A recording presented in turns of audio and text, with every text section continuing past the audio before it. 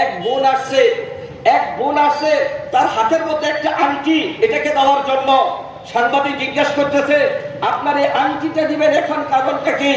ওই বোন বলতেছে বিয়ের সময় আমার স্বামী আমাকে আংটিটা হাতিয়া দিয়েছিল, আমি এই আংটিটা আমার জীবনের স্মৃতি, এটা আমি বন্যার জন্য সহযোগ করে দিয়েছি। আলহামদুলিল্লাহ। শিশু বাচ্চারা, এক শিশু ছেলে যেখানে 14,500 টাকা তার উমরার জন্য জমা করেছিল, টিসি চত্বরে এসে ছাত্রের হাতে তুলে দিয়েছে। কত রিক্সাওয়ালা, কত গরিব, কত অসহায় চাকরিজীবী, বীর মুক্তিযোদ্ধা, এরকম মা বোনরা তাদের ব্যাংকের জমানো টাকা, প্রভিডেন্টের টাকা, এই সব কিছু বন্যার্থদের মধ্যে দিয়েছে। মানবতার উজ্জ্বল দৃষ্টান্ত তারা স্থাপন করেছে। মানবতা বনাম পাশবিকতা আমাদের প্রত্যেকের জানা আছে। আমাদের বর্তমান প্রেক্ষাপট, আমাদের এদেশের মধ্যে দুইটি অবস্থা এমন তৈরি হয়েছে, দুইটি প্রেক্ষাপট আমাদের সামনে এমন ভাবে ভেসে উঠেছে, কে মানবতার পক্ষে আর কে পাশবিকতার পক্ষে, কে মানুষত্ববোধ আর তার মধ্যে পশুত্ব মনোভাব রয়েছে। এই দুটো দিক পরিষ্কার করে দুইভাবে বিভক্ত হয়ে গেছে। আজকে আমাদের সামনে তা ফুটে উঠেছে। প্রিয় হাজিরিন, আজকে আমরা দেখতে পাই আমাদের 2024-এর স্বাধীনতার পরে গতকালকে স্বাধীনতা মার্চ দিবস পালিত হয়েছে। আমরা এই স্বাধীনতার ক্ষেত্রে আমরা দেখতে পেয়েছি কিছু সংখ্যক লোক ছিল যারা এদেশের শত্রু, এদেশের স্বাধীনতার শত্রু, মুসলমানের শত্রু, কোরআনের শত্রু, ইসলামের শত্রু, কওমি মাদ্রাসার শত্রু, এমন কিছু লোকের চেহারা আমরা দেখতে পেয়েছি। এরা ছিল পাশবিকতা। তারা এদেশ থেকে এদেশের স্বাধীনতাকামী মানুষকে মিটিয়ে দেওয়ার জন্য, তাদের কণ্ঠকে স্তব্ধ করে দেওয়ার জন্য, তারা বন্দুকের নলের মাধ্যমে তারা চেয়েছিল বাংলাদেশের মধ্যে স্বাধীনতাকামী মানুষের আওয়াজকে স্তব্ধ করে দিবে, কোরআনের আওয়াজকে বন্ধ করে দিবে, মুসলমানের স্বাধীনতাকে কেড়ে নিবে। আলহামদুলিল্লাহ, ছাত্র জনতার সেই ঐক্যবদ্ধ আন্দোলনের প্রয়াস তারা এটা পারে নাই। ওই অমানবিক নির্যাতন যারা করেছিল, পাশবিক নির্যাতন যারা করেছিল, তারা লেখ গুটিয়ে দেশ থেকে পালাতে বাধ্য হয়েছে। এদেশ কোরআনের দেশ, এদেশ ইসলামের দেশ, এদেশ আউলিয়াদের দেশ, এটাই প্রমাণ হয়েছে। ঠিক কিনা বলুন? প্রিয় হাজিরিন, আমি আপনাদের সামনে মানবতা আর পাশবিকতার অবস্থান আমার এই দেশ থেকে তুলে ধরবো। আমাদের সামনে দুটো পথ খোলা রয়েছে। ইন্না হাদাইনাহুস সাবিলা ইম্মা শাকিরা ওয়া ইম্মা কাফুরা। হয়তো ভালো পথে আমি যাব, আর না হয় খারাপ পথের মধ্যে যাব। প্রিয় হাজিরিন, আল্লাহ রাব্বুল আলামিন কোরআনে কারীমের মধ্যে ঘোষণা করেন, وتعاونوا على البر والتقوى ولا تعاونوا على الإثم والعدوان। ও দুনিয়ার মানুষ, তোমরা পরস্পর একজন আরেকজনকে ভালো কাজে সহযোগিতা করো। ওয়ালা তাআওয়ানু আলাল ইসমি ওয়াল উদওয়ান, তোমরা পরস্পর একজন আরেকজনকে গুনার কাজে, অন্যায় কাজে, জুলুমের ক্ষেত্রে, শোষণের ক্ষেত্রে, লুটতরাজের ক্ষেত্রে, মানহানির ক্ষেত্রে একজন আরেকজনকে সহযোগিতা করো না। আল্লাহ রাসূল হাদিসে মধ্যে বলে দিয়েছেন, মান ইয়াশফা শাফাআতান হাসানাতান ফালাহু কিফলুম মিনহা ওয়া মান ইয়াশফা শাফাআতান সাইয়্যাতান ফালাহু কিফলুম মিনহা। তুমি যদি ভালো কাজে সহযোগিতা করো, তুমি ওই কাজ থেকে একটা অংশ পাবে। আর যদি তুমি খারাপ কাজে সহযোগিতা করো, ওই কাজ থেকে তুমি একটা অংশ পাবে। প্রিয় হাজিরিন, আজকে আমাদের সামনে সেই দুটো পথ খোলা রয়েছে। আপনারা জানেন, এই 2024-এর আগস্টের মধ্যে যেভাবে এদেশের মুসলমানের, এদেশের আপামর জনতার স্বাধীনতা অর্জন হয়েছে, ঠিক তেমনি একটি বড় কঠিন অবস্থা, বন্যার এক পরিস্থিতি, কঠিন এক পরিস্থিতি আমাদের এদেশের জনগণের উপর নেমে এসেছে। মানবতা কাকে বলে? আজ দেখুন, মানবতা এমন একটি জিনিস, যেই মানুষ নামের মানুষ, ইনসানিয়ত, মানুষকে আরবিতে বলা হয় ইনসান, আর মানবতাকে আরবিতে বলা হয় ইনসানিয়ত।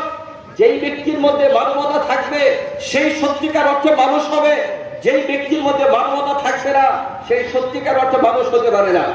আল্লাহ রাব্বুল আলামিন এই দুনিয়াতে আমাদের বসবাসের জন্য প্রথমত হলো পারিবারিক একটা বন্ধন, এরপর হলো সামাজিক একটা বন্ধন, এরপরে রাষ্ট্রীয় একটা বন্ধন রয়েছে। যেই পরিবারে, যেই সমাজে যেই রাষ্ট্রে এই মানবতার পারিবারিক বন্ধন থাকবে, সৌহার্দ্যতা থাকবে, সহকর্মিতা থাকবে, একজন আরেকজনের পক্ষে দাঁড়াবে, সহযোগিতা করবে, এই অবস্থা যতদিন থাকবে সমাজ দেশের মধ্যে মানুষ শান্তিতে বসবাস করবে। তার জ্বলন্ত উদাহরণ হলো আজকের বন্যা পরিস্থিতির মধ্যে উলামায়ে কেরাম যেভাবে অসহায় মানুষের পাশে দাঁড়িয়েছে।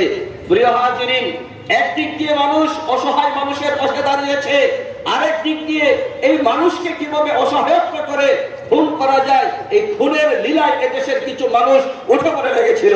প্রিয় হাজিরিন, আপনারা দেখুন এই বন্যা কবলিত এলাকার মাঝে মানুষ কিভাবে তাদের পাশে দাঁড়িয়েছে, জ্বলন্ত উদাহরণ কিভাবে স্থাপন করেছে।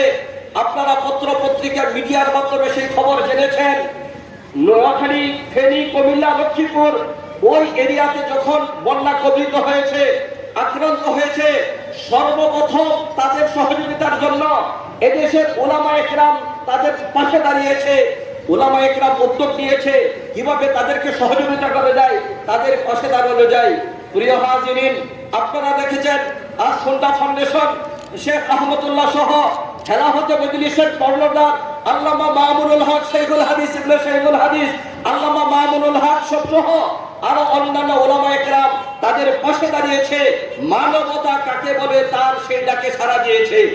আপনারা বর্মীবাসী এই জনতা মোড়ের মধ্যে দেখতে বড় ভালো লাগে, যেই যুবকগুলো সব সময় মোবাইল চালানোর কথা, মানুষ একথা বলে আজকের যুব সমাজ ধ্বংস হয়ে গেছে। এরা বিভিন্ন খেলায় মত্ত থাকে, বিভিন্ন জুয়ায় মত্ত থাকে, মোবাইলে মত্ত থাকে, না সে কথা ভুল প্রমাণ করেছে। জনতা মোড়ের মধ্যে লাইনে বহুবার আমরা দেখেছি এই এলাকার যুবক ছেলেরা সাধারণ মানুষের কাছ থেকে সহযোগিতা নিয়েছে। আল্লামা আব্দুস সাত্তার হাফিজাহুল্লাহ, আমার মামা এখানে বসা আছেন সহ আমাদের খেলাফত মজলিস, ইসলামী আন্দোলন, ইসলামী শাসনতন্ত্র এলাকার যুব সমাজ মিলে বর্মী এরিয়া থেকে ভালো একটা ত্রাণ সংগ্রহ করে কুমিল্লায় যা বিলি করে আসছে। উদ্দেশ্য একটাই, আমি মানুষ, আমার ভাই আজকে মুসিবত করেছে, আমি তার পাশে দাঁড়াবো। দুনিয়াতে এর কোনো বিনিময় আমরা চাই না, এর বিনিময় চাই আমরা পরকালে। ঠিক কিনা বলুন?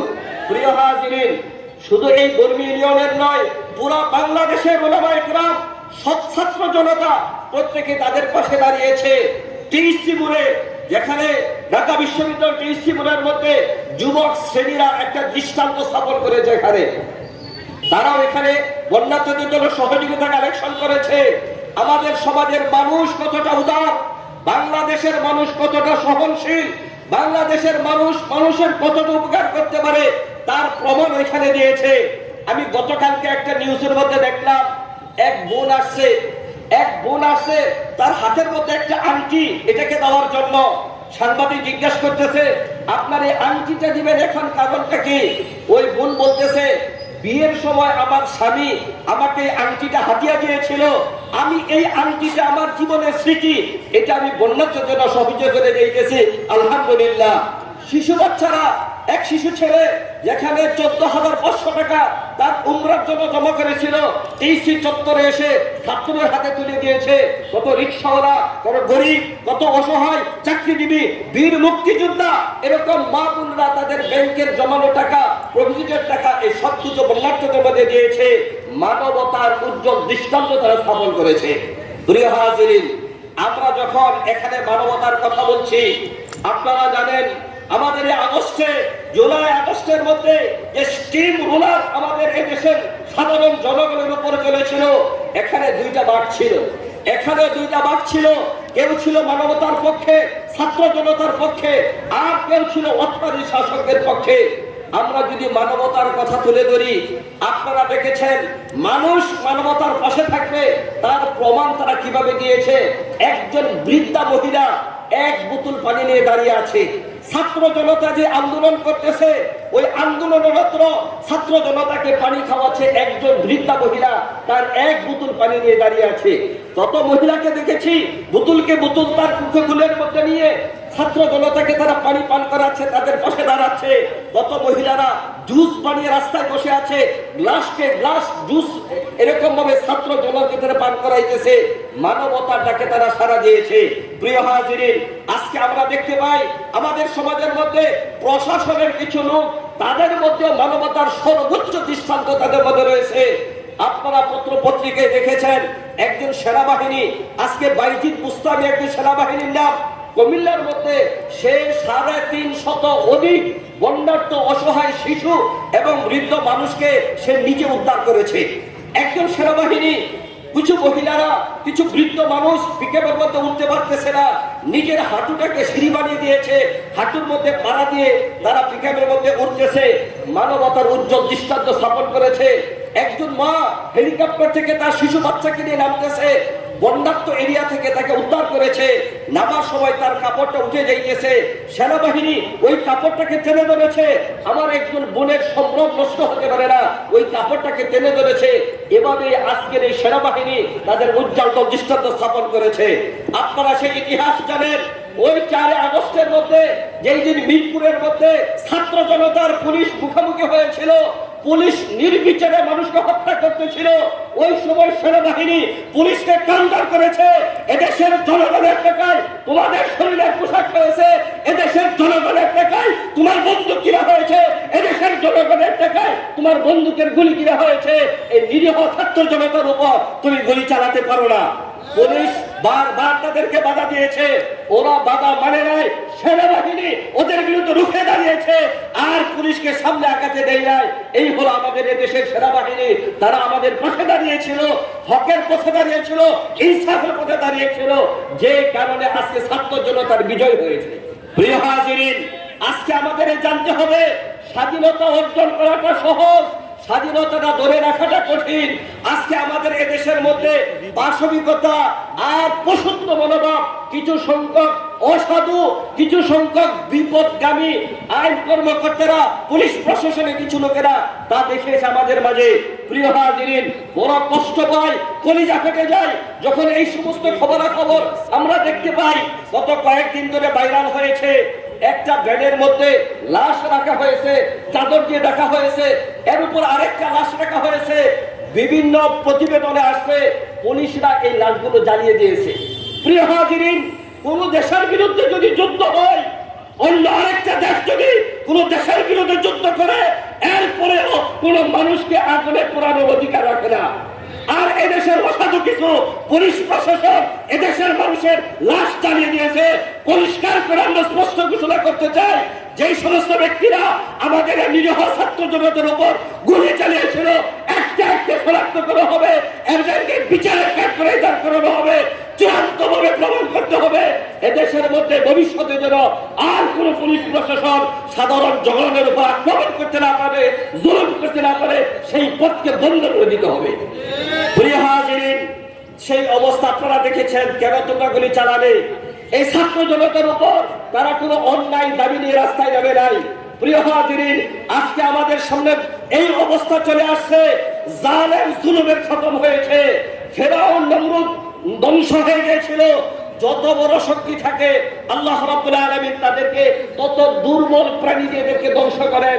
আপনারা ইতিহাস জানেন, নমরুদকে আল্লাহ তাআলা একটা মশার মাধ্যমে ধ্বংস করেছিল, ফেরাউনকে আল্লাহ রাব্বুল আলামিন নদীতে ডুবিয়ে, সাগরে ডুবিয়ে তাকে হত্যা করেছিল। তার লাশ এখনো ইতিহাস হিসেবে রেখে দেওয়া হয়েছে। আপনারা জানেন, এই লেডি ফেরাউন এই বাংলাদেশের উপর যে নির্যাতন করেছিল, আজকে গতকালকে ঘোষণা হয়েছে, ডক্টর ইউনূস সাহেব ঘোষণা করেছেন বঙ্গভবনকে জাদুঘর বানানো হবে। লেডি ফেরাউন সহ তার দূষণ যারা ছিল, যারা এদেশের মুসলমানের উপর আক্রমণ করেছিল, সাধারণ মানুষকে কষ্ট দিয়েছিল, এদের সকল স্মৃতি ওই জাদুঘরে রেখে দেওয়া হবে। বাংলাদেশ যতদিন থাকবে, কিয়ামত পর্যন্ত আনেওয়ালা বাংলাদেশের জনগণ তারা দেখবে, যারা মানুষের উপর নির্যাতন করে সাধারণ জনগণের বিপক্ষে দাঁড়ায়, এদের এদেশে ঠাঁই নেই, এরা স্থায়ী হতে পারে না, তার স্মৃতি শুধু এগুলো রেখে দেওয়া হবে। প্রিয় হাজিরিন, আমার পরে আরো অনেক ওলামায়ে কেরাম কথা বলবেন। আপনারা শুনেছেন এই কুখ্যাত ডিবি হারুন কিভাবে ওলামায়ে কেরামদেরকে উলঙ্গ করে ছবি তুলেছে, নারীদেরকে পাশে দাঁড়িয়েছে। আল্লামা দেলোয়ার হোসেন সাইদির মতো একজন কোরআনের মুফাসসিরকে এরকম ভাবে মিথ্যা অপবাদ দিয়ে জেলখানায় কষ্ট দিয়েছে, এরপরে তাকে শহীদ করে দিয়েছে। আল্লামা মামুনুল হক সাহেবকে কোন কর্মকর্তা সাহস পায়নি। এদেশের লাখো লাখো মুসলমানের হৃদয়ের স্পন্দন শাইখুল হাদিস ইবনে শাইখুল হাদিস আল্লামা মামুনুল হক হাফিজাহুল্লাহ প্রিয় হাজিরিন, রাহমানিয়া মাদ্রাসায় বসা ছিল, ঊর্ধ্বতন কর্মকর্তারা বড় চেষ্টা করেছে মামুনুল হক সাহেবকে গ্রেফতার করা যায় কিনা, কোন কর্মকর্তা এটা সাহস পায়নি তাকে গ্রেফতার করার জন্য। এই কুখ্যাত ডিবি হারুন সে আল্লামা মামুনুল হক সাহেবকে গ্রেফতার করেছে। প্রিয় হাজিরিন, আল্লাহ রাব্বুল আলামিনের স্পষ্ট ঘোষণা, জালেম এবং অত্যাচারী যেই হোক না কেন তাকে আমরা ছাড় দেই কিন্তু ছেড়ে দেই না। তার জ্বলন্ত প্রমাণ আজকে আমাদের মাঝে চলে আসছে। প্রিয় হাজিরিন, আমার সর্বশেষ বাণী, সর্বশেষ আহ্বান হলো, আমরা এদেশ শাহজালালের দেশ, শাহপরানের দেশ, শাইখুল হাদিসের দেশ, শামসুল হক ফরিদপুরের দেশ, আলেম উলামাদের দেশ। এদেশের ইসলামে, এদেশের মাটির প্রতিটি পরতে পরতে ইসলাম ঢুকে আছে। কাজে এদেশে যদি কোনো রাজনীতি চলে, ইসলামের রাজনীতি চলবে, এদেশের শাসন চলবে, কোরআনের শাসন চলবে। কারণ এদেশের মানুষ শান্তি চায়, এদেশের মানুষ শান্তি চায়। যদি মানুষকে এই দুনিয়ার বুকে অরিজিনালি শান্তি দিতে হয়, তাহলে কোরআনের শাসন ব্যতীত আর শান্তি দেশের মধ্যে আসতে পারে না। আল্লাহ রাব্বুল আলামিন আমাদের মাঝে উলামায়ে কেরামের মধ্যে সেই জাগরণ সৃষ্টি করে দিয়েছেন। আজকে এই যে ইসলামী শাসনতন্ত্রের সমাবেশ এখানে হচ্ছে, ইতিমধ্যে আপনারা শুনেছেন আগামীকালকে গাজীপুরে ওই রাজবাড়ী মাঠে শাইখে চরমোনায় আসবেন আল্লামা মামুনুল হক সাহেব। সিলেট হবিগঞ্জ গতকালকে চষে দিয়েছেন, আজকে কিশোরগঞ্জে আছেন, সারা বাংলাদেশ তারা বেড়াইতেছেন। কথা একটাই, হকের আওয়াজ সকলের কাছে পৌঁছে দিতে হবে। এই কোরআনের ছায়াতলে সর্বস্তরের জনগণকে জায়গা করে দিতে হবে। এদেশের মধ্যে শান্তি সুশৃঙ্খলা প্রতিষ্ঠা করতে হবে। তার জন্য আপনারা যারা সাধারণ জনগণ রয়েছেন, উলামায়ে কেরামের পাশে থাকতে হবে, থাকবেন তো ইনশাআল্লাহ।